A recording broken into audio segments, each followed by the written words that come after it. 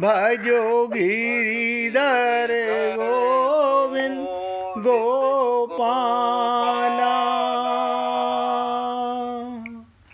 भजो मुरली मनोहर नंद लाला।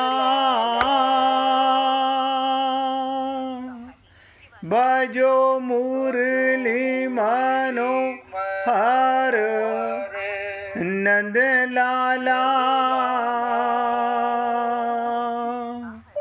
भजो गिरिधर गोविंद गोपाला।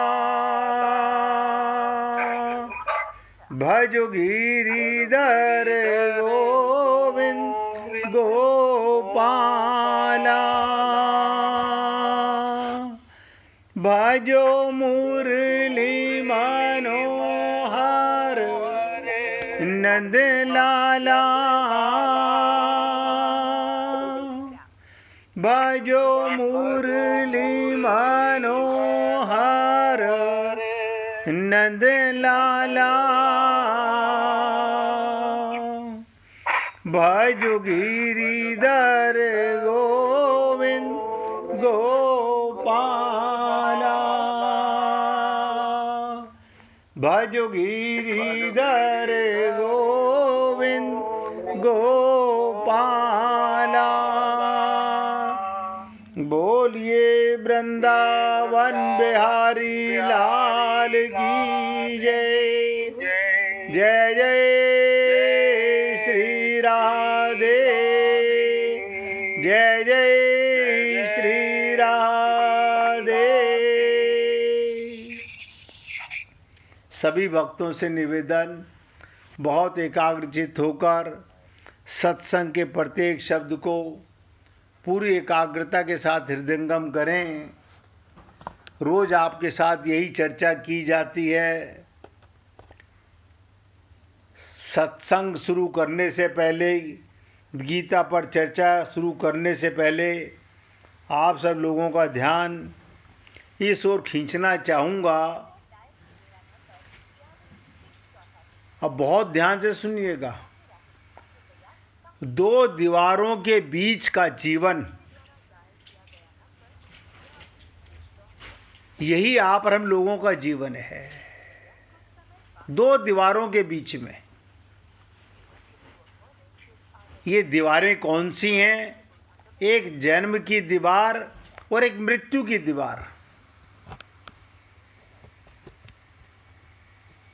और इस दीवारों के बीच में ही आपको अपना लक्ष्य है। अब आपको इस दीवारों के बीच में ही फंसे रहना है तो खूब अपने को शरीर माने और मन बुद्धि के चक्कर में पड़ के, आवागमन के चक्कर में पड़े रहें। यही 84 लाख योनियों का जीवन है। ये जीव अनंत जन्मों से परमात्मा का अंश तो है, लेकिन अपने को मानता प्रकृति का अंश है, देह मानता है, शरीर मानता है। मैंने कई बार आपसे निवेदन किया कि कोई पहली बार आप इस शरीर में सत्संग नहीं सुन रहे हैं। अनंत जन्मों में, अनंत बार, अनंत संत महात्माओं से ये सुन चुके, लेकिन हमारा ये दो दीवारों के बीच का बंधन खत्म नहीं हो पा रहा। परमात्मा ने ये शरीर दिया केवल 84 लाख योनियों से बाहर निकलने का। जब शास्त्र चर्चा करते ना स्वर्ग की, नर्क की, मृत्यु लोक की, बड़ी बात अटपटी सी लगती है। आप और हम लोग शरीर के सुख में इंद्रियों के सुख में, मन बुद्धि के सुख में, धन के सुख में होते हैं तो हम सब लोग स्वर्ग में होते हैं। लेकिन इसी शरीर में आप देखते हो बहुत से लोग नरक की जीवन जी रहे होते हैं और 84 लाख योनियां इसी में हैं, कोई बाहर नहीं है। लेकिन दो दीवारों के बीच से निकलना संभव नहीं हो पा रहा। भगवान ने कृपा करके ये शरीर दिया इन दीवारों से बाहर निकलने का, लेकिन ये जीव क्या करे?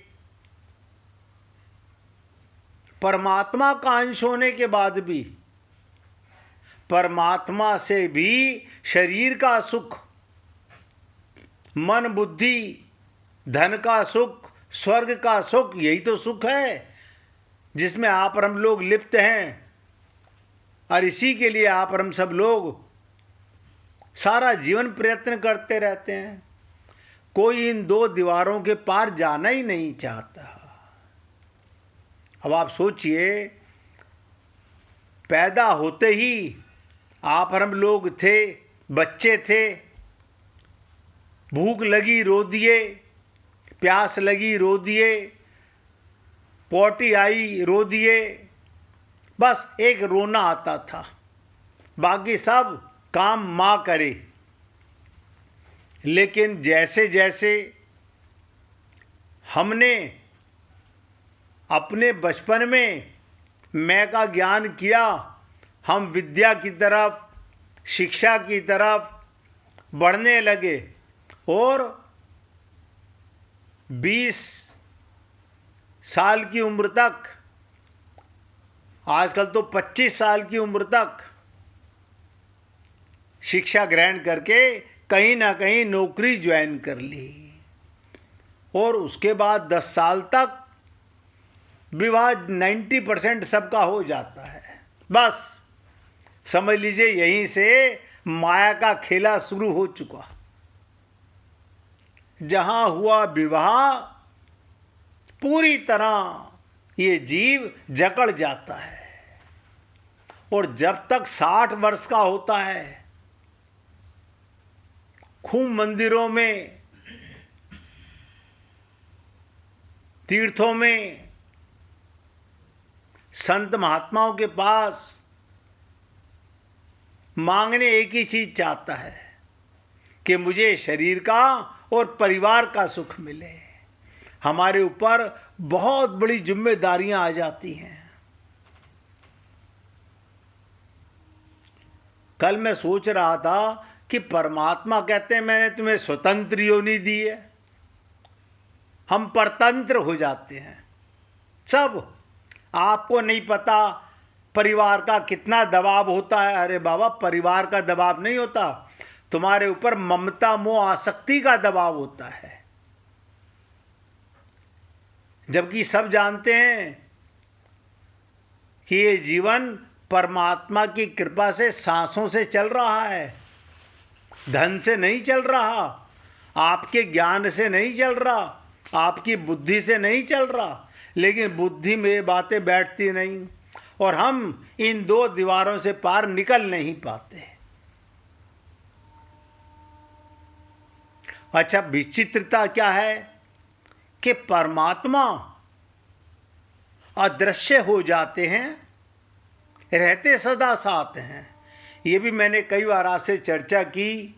परमात्मा की ताकत नहीं, बताओ इससे बड़ी और क्या बात होगी कि आपका त्याग कर दें। और हम आनंद तो चाहते हैं, सुख तो चाहते हैं, परमानंद नहीं चाहते। अच्छा, आनंद भी क्या चाहते हैं? शरीर का आनंद। कोई जवानी से बाहर नहीं जाना चाहता और जाते हैं और हम सब लोग अनुभव करते हैं। लेकिन जब 60 वर्ष के बाद ये शरीर डॉक्टर के पास, अस्पतालों जाने में लगता है, फिर आता है कि भैया अब दूसरी दीवार मृत्यु की नजर आने लगती है। तब भी तब भी ये छल कपट छिद्र नहीं छोड़ता, आत्मज्ञान में प्रवीण नहीं होता। क्या कारण है? कारण है मन और बुद्धि की गुलामी। स्वतंत्र योनि परमात्मा ने दी, हम परतंत्र हो गए। और आप हम सब लोग ऐसे घिर गए हैं संसार में, कुचक्र में, कि अब उसे निकलना भी नहीं चाहते। देखिए, आत्मज्ञान के बिना ना तो भगवान से प्रेम हो सकता। शरीर से प्रेम करोगे तो शरीर के सुख के लिए, परिवार के सुख के लिए, और वो आपके मांगने से नहीं मिल रहा। वो तो हमारे प्रारब्ध से जो हमने किया हुआ है वो परमात्मा दे ही रहे हैं, सबको दे रहे हैं। अब आप सोचिए कि वेद व्यास द्वारा कृत भगवान श्री कृष्ण की वाणी गीता को शब्द रूप देकर हमारे सामने प्रस्तुत किया गया। संत महात्मा वो हमको बताते हैं, समझाते हैं, और बहुत से लोग तो अपने आप को बुद्धिमान मान के खुद ही ग्रंथ पढ़ने लगते हैं। पढ़ना बुरा नहीं है, पढ़ना बहुत अच्छी बात है, लेकिन एक बार जान तो लो। मैं कहता हूं, आप आत्मा बन करके आत्मज्ञान के साथ में भगवान की वाणी को सुनोगे तो परमात्मा का प्रेम, परमात्मा का खजाना पाने के अधिकारी बनोगे।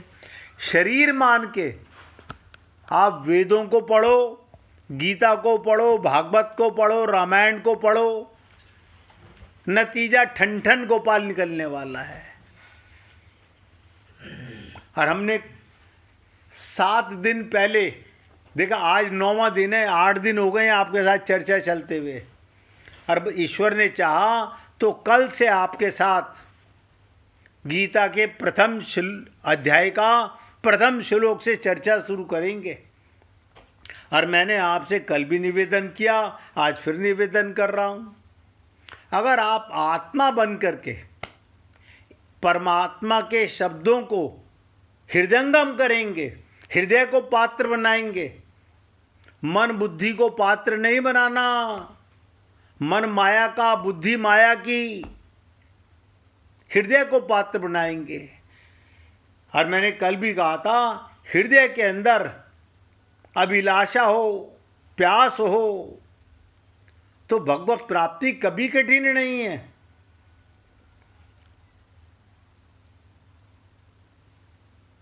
भगवान तो स्वयं साधकों को, जीवों को शीघ्रता से, सुगमता से अपनी प्राप्ति कराना चाहते हैं।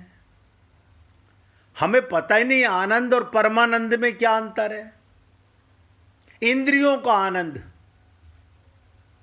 शरीर का आनंद, बस इसी में हम लिप्त हो जाते हैं। और इन 2 दीवारों के बीच में जीवन मृत्यु के चक्कर में पुनरपि जननम पुनरपि मरणम हम आते हैं और चले जाते हैं। और कल हमने आपसे कहा था, अर्जुन ने गीता के अंदर एक भगवान श्री कृष्ण और एक अर्जुन, इनके बीच का संवाद है।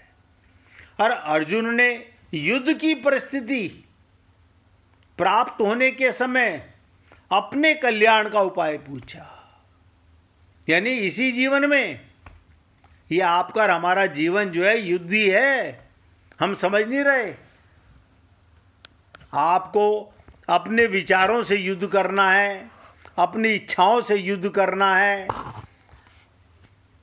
आप विजय प्राप्त करना चाहते हैं, भगवत प्राप्ति करना चाहते हैं, या किसी न किसी इच्छा के गुलाम होकर यही संसार में फंसे रह जाना चाहते हैं। अब तक तो यही हुआ है। कल क्या होगा ये आपकी ईश्वर के प्रति और अपने गुरु के प्रति शरणागति पर डिपेंड करता है। आप क्या चाहते हैं ये आप सोचिए।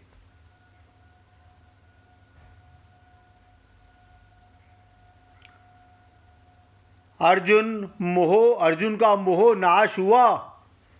अर्जुन का मोह नाश हुआ। देखो कटु शब्द बोल रहा हूं। और उनको स्मृति की प्राप्ति हुई। स्मृति किस चीज की? आप देखो, हमको माता की याद आती है, पिता की याद आती है, दादा दादी की याद आती है, परिवार की याद आती है, शरीर के संबंधियों की याद आती रहती है, स्मृति बनी रहती है। वो हैं या नहीं, लेकिन स्मृति बनी रहती है। इसका कारण हम शरीर मानते हैं और इनसे मोह करते हैं। और मैंने आपसे शब्द अभी ये बोला, अर्जुन का मोह नाश हुआ और उनको स्मृति की प्राप्ति हुई। स्मृति माने सदा से प्राप्त था, अनंत जन्मों से परमात्मा प्राप्त था और इतना पास था जितना आपका शरीर भी आपके पास नहीं है। इतना पास परमात्मा। लेकिन क्या करे ये जीव, क्या करे ये जीव? दो नाव के चक्कर में फंस गया। अपने को देह मानने के कारण आत्मा मानना नहीं चाहता और संसार की ममता मोह आसक्ति के चक्कर में परमात्मा से शरीर का ही सुख मांगता रहता है। कल मैंने आपसे निवेदन किया कि लोग पूछते हैं कितने वर्ष हमें साधना करनी पड़ेगी। हमने कहा जब आंख खुले तब सवेरा। जब आत्म जागृति हो जाए तो समझिएगा मेरी आंख खुली। शरीर से उठना ये जागृति नहीं है। आपके कारण शरीर जागा, लेकिन आपको पता रहे कि आत्मा के कारण शरीर जाग रहा है। ये शरीर के हाथ, ये पैर, ये मन, ये बुद्धि, सारी जड़ वस्तुएं, इंद्रियां काम कर रही हैं। किसके कारण? मेरे कारण। और मैं किसके साथ हूं? परमात्मा के साथ। ये जागृति है। तो ऐसा करने से क्या होगा? आपके और हमारे मन में आने वाले विचारों को, अब विचार किसके आते हैं? ये तो आप और हम सब लोग भली प्रकार समझते हैं। या तो शरीर का विचार आएगा या संसार का विचार आएगा। क्योंकि मन में क्या करे बेचारा मन माया का बेटा है, प्रकृति का अंश है। उसका तो काम ही है संसार की याद करना। और हमें आत्मज्ञान हुआ नहीं। हमने अपने मन को दूसरी दिशा दिखाई नहीं। जब तक मन को मोड़ा नहीं जाएगा। दो मार्ग हैं, एक प्रकृति की तरफ जाना और एक परमात्मा की तरफ जाना। प्रकृति की तरफ तो आप और हम लोग अनंत जन्मों से चले आ रहे हैं और पाना चाहते हैं परमानंद का रस। हाँ चाहते हैं, चाहना भी चाहिए। क्यों?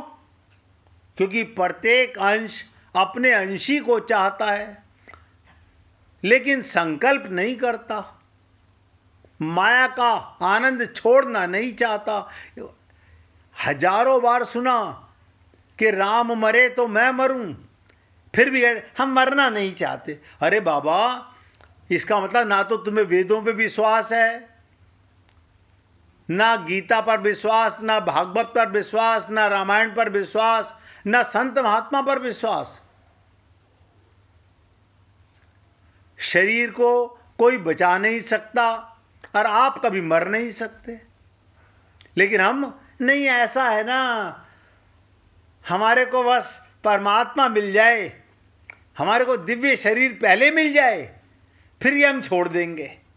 यानी नया वस्त्र मिल जाए पहले, तब हम पुराने वस्त्र उतार के दे देंगे।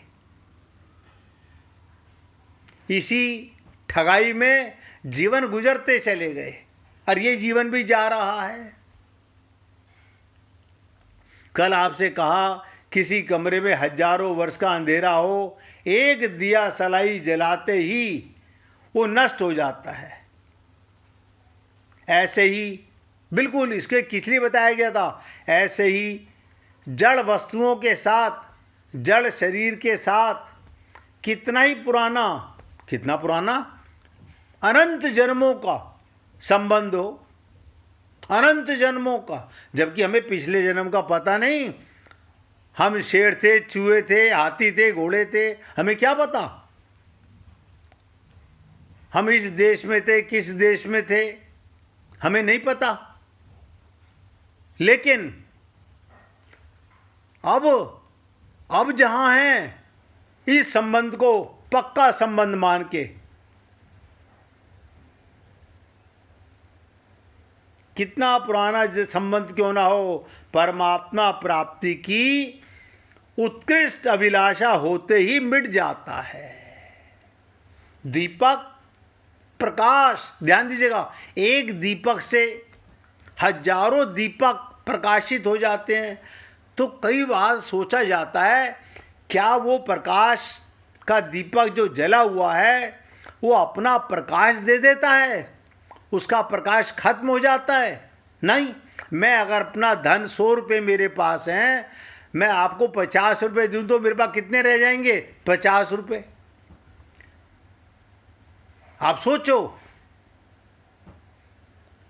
इसीलिए व्यक्ति धन क्यों नहीं देना चाहता?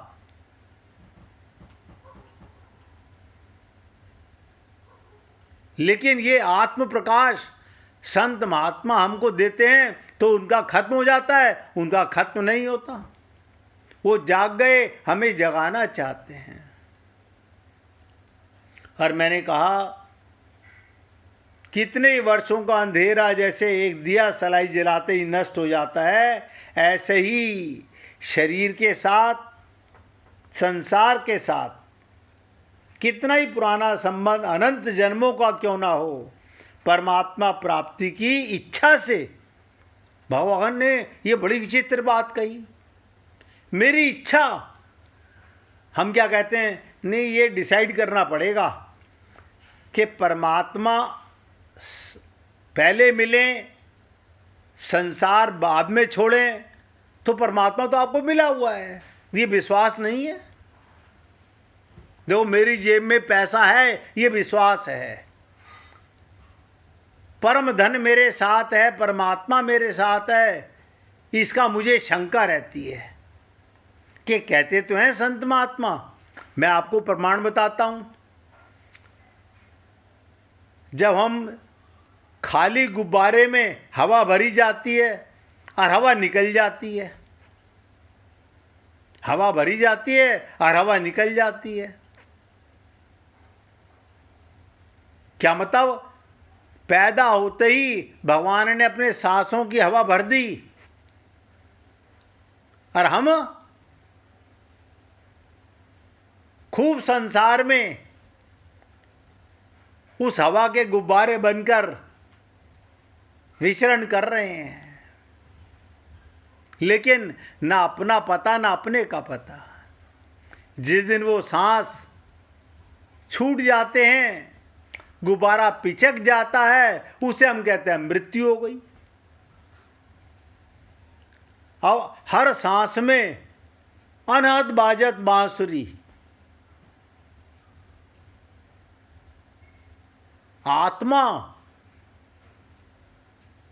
परमात्मा का करीबी अनुभव कर सकती है। आप अपने सांसों के दृष्टा बनो। हाँ, थोड़ी देर तो बनते हैं, फिर अजय बाबा सांस थोड़ी देर आते हैं या सारा दिन आते हैं? नहीं, सांस तो सारा दिन आते हैं। बताओ, आपको स्मृति कभी कभी होती है,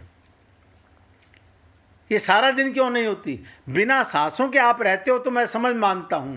कभी 1 घंटे सांस आए थे, उसके बाद 3 घंटे नहीं आए।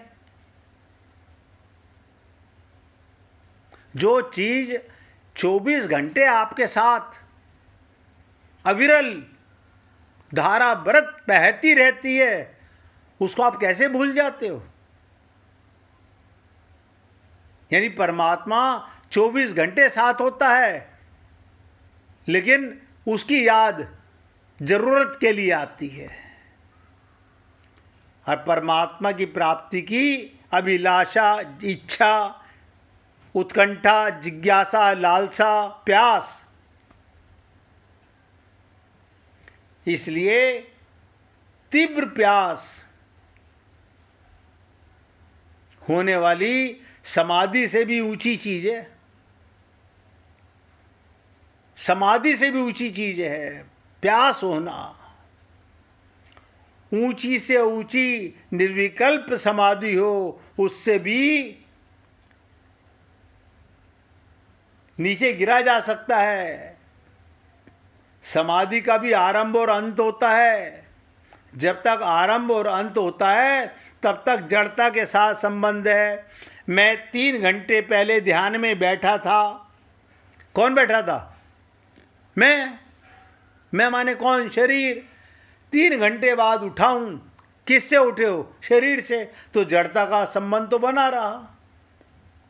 जड़ता से संबंध विच्छेद होने पर साधना का आरंभ और अंत नहीं होता, परंतु परमात्मा से नित्य योग का अनुभव हो जाता है। कैसे? ध्यान दीजिएगा, कैसे अनुभव जाता है? जब तक जड़ता का संबंध रहता है, जब तक आप अपने को शरीर मानते रहते हो, तब तक 2 अवस्थाएं रहती हैं। क्योंकि परिवर्तनशील होने से जड़ प्रकृति कभी एक रूप नहीं रहती। समाधि होती है और समाधि से बाहर निकलते ही दोनों अवस्थाएं जड़ता के संबंध से हैं। जड़ता से शुरुआत की, जड़ता में एंड हुआ। जड़ता से संबंध विच्छेद होने पर सहजा अवस्था है, जिसे संतों ने सहज समाधि कही।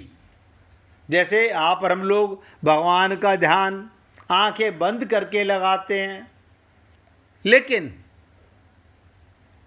संत महात्मा खुली आंखों से भगवान का ध्यान करते रहते हैं। क्यों? वो अपने को शरीर नहीं मानते। असली मोहब्बत, असली जागृति उन्हीं संत महात्माओं की होती है। हम सुनते तो हैं, लेकिन हमारी होती नहीं है। कारण क्या है? आप और हम लोग अभी उसकी अनुभूति को करना तो चाहते हैं, लेकिन संसार का राग, मोह, ममता नहीं छोड़ना चाहते, इसलिए वह अनुभव में नहीं आता। एक संत ने कहा कि किसी ने पूछा संत से कि परमात्मा है, इसका क्या सबूत है? ध्यान से सुनना। परमात्मा है, इसका क्या सबूत है? सिवाय इसके कि आप वेदवाणी से, गुरुवाणी से, भक्तवाणी से परमात्मा के स्वीकार किया, इसका क्या उपाय? तो परमात्मा के स्वीकार करने की स्वाधीनता आपको आस्था के आधार पर है। अगर श्रद्धा विश्वास के आधार पर है और किसी प्रकार से नहीं, फिर भी आप परमात्मा को मानते ही हैं, क्योंकि आप आनंद चाहते हैं।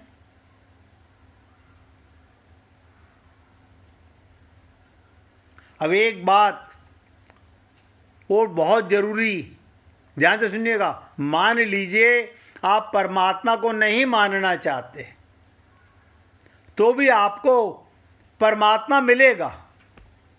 आप चौंक जाएंगे कि कैसा आदमी है, कहता है कि परमात्मा के ना मानने से भी परमात्मा मिलेगा। भाई मानने से परमात्मा बनता थोड़ी है। आप मानो तो परमात्मा बनेगा, आप नहीं मानो तो परमात्मा नहीं बनेगा। और ना मानने से कोई बिगड़ता नहीं है। तो मानने से क्या होता है, हमारा संबंध नोट करो, मानने से क्या होता है, हमारा संबंध परमात्मा के साथ हो जाता है। संबंध तो पहले से है, हम बिसरे हुए हैं, हमारी स्मृति में आ जाता है। परमात्मा माँ के गर्भ से जब हम बाहर आए, मम्मी पापा के साथ नहीं आए, परमात्मा के साथ आए थे। और परमात्मा के साथ ही रहते हो। जब हम कहते हैं ना किसी से, परिवार में कौन कौन है, हमारे 4 बेटे हैं, 4 बेटियां हैं, मम्मी पापा हैं, दादा दादी हैं, पोता पोती हैं, सब हैं। परमात्मा का पता ही नहीं। देखो कमाल की चीज, परमात्मा का पता ही नहीं। हम परमात्मा को नहीं मानेंगे, संसार को मानेंगे, हम अपने को मानेंगे, तो अपने को मानना भी, संसार को मानना आप तर्क से सिद्ध नहीं कर सकते।